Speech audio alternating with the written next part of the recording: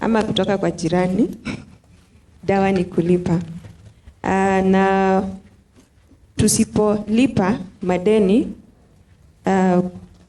kwenye mabenki yale, sasa sisi ni washirika ama customers, tunawapa hasara. Alafu kama benki imeanguka na wewe una deni, kumbuka hizo pesa zako zimetoka kwa savings za mwenzako. Sio? Hivyo ndivyo benki zinafanya nini? Biashara. Zile pesa wewe unaweka kwenye benki, kwenye akaunti yako, hazikai hapo ndani.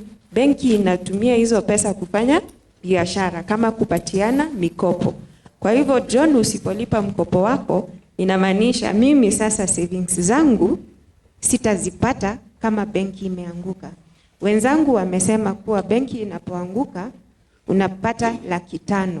Sio? Kwa ule mfano tulikuwa nao, 500,000 iko kwenye bima ya KDIC, lakini ile 100,000 mwenzako ataipata ikiwa John wewe utalipa mkopo wako.